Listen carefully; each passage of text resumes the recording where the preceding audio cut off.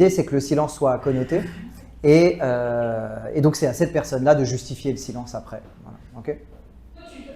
Et je me suis fait klaxonner, Jérémy! Je pense qu'il y avait la possibilité de le renforcer encore si vous aviez fait davantage de contact visuel pendant ce silence-là. Au moment où le silence se brise, en fait, vous êtes déjà lancé, quoi. Un moyen d'assumer votre divagation aussi, c'est d'arrêter l'action. Ça aussi, tu sais, quand tu fais une action répétitive, le fait de l'arrêter va donner du poids à la réplique que tu dis en t'arrêtant. Et si tu es arrêté, le fait de reprendre va donner du poids à la réplique qui a été donnée avant que tu reprennes ton action.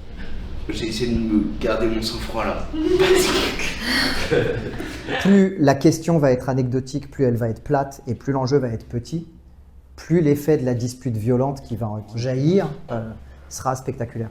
Et ce qui est marrant, c'est qu'il y a une montée en énergie directe et qui s'est recalmée. Si tu l'assumes en partant comme ça, en commençant par une tirade, ce sera plus simple. Et si tu pars sur une tirade, tu peux gérer toi-même ton accélération. Ouais. Ce qui fait que tu pars pas en tête à queue comme là. Une fois que tu es terminé, tu fais un arrêt propre et net.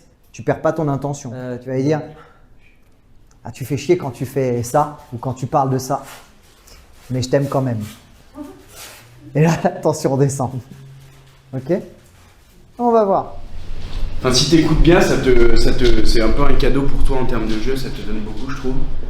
Et ce que j'ai trouvé cool, c'est que ça a été un peu à contre-pied où on aurait pu penser que c'est moi qui allais l'enchaîner au début et qu'elle a pris le contre-pied en faisant une rébellion et je trouvais ça intéressant. Du coup, très vite, je me suis demandé ce que ça nécessitait comme réponse. Alors que je l'avais, c'était marrant. Si tu veux désamorcer le truc en montrant que c'est votre relation qui est comme ça, t'as pas tant besoin de raccrocher au wagon, je pense. Connaître bien une personne n'est pas l'apprécier et vice-versa. Et en fait, on va jouer sur ces curseurs-là, on va voir ce que ça donne sur les scènes.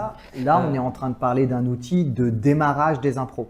Donc en fait, si tu vois vraiment que ça bloque toute la narration, tu t'ajustes un peu, mais il faut pas lâcher complètement le truc, ça c'est clair. Quand il y a... Merci d'être venu. Ah bah... Eh ben de rien.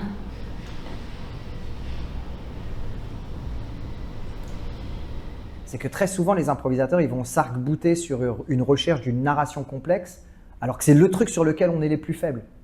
Il n'y a aucune raison pour laquelle on pourrait être meilleur qu'une autrice, un auteur qui s'est pris la tête sur une écriture de scénario à tiroir. Parce que tant que c'est dans ta tête, ça relève du fantasme et ça n'a aucune importance. Donc si toi, tu as pris la décision de quitter le plateau, vas-y vraiment. Qu'est-ce que tu dis? Comment tu le dis? Qu'est-ce que tu fais et comment tu le fais? Quelles sont mes valeurs à moi, personnage? Et comment tout ça va impacter et colorer la façon dont moi je vais agir au plateau?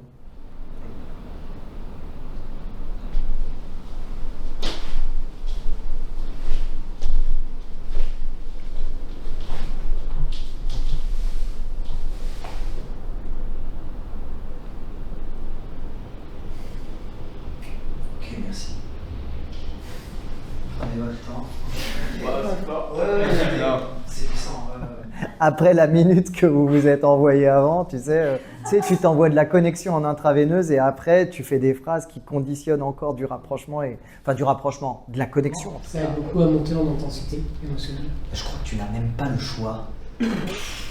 Ça se fait presque à ton corps défendant.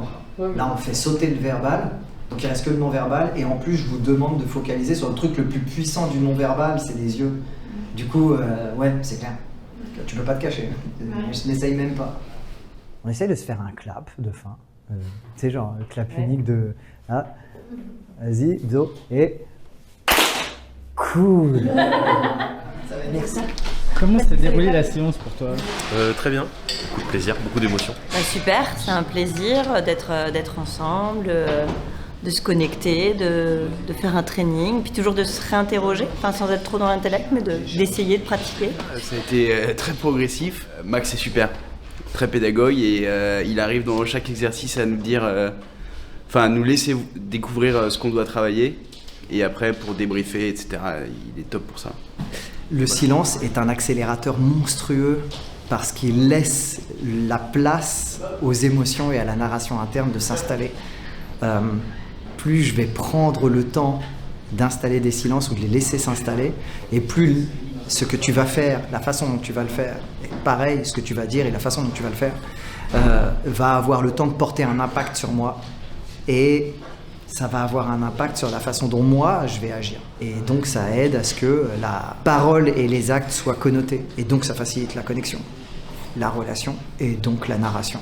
L'intérêt de travailler le poids et la chaleur, c'est que c'est un point de démarrage, un starter, qui fait que ça va empêcher le fait de dire les choses de façon neutre. On dit parfois qu'il ne faut pas dire bonjour au début d'une impro parce que c'est plate et parce que ça n'apporte rien. Ce que je crois, c'est qu'on peut tout dire, mais qu'il faut que les choses soient connotées. Si tu parles dans le vent, si tu ne connotes pas les choses, elles sont creuses et va en face essayer de cranter dessus et de faire avancer la relation. À partir du moment où, pour moi, j'ai une intention qui est pure, la façon dont je vais dire les choses sera sincère et ça permettra de cranter plus facilement la relation.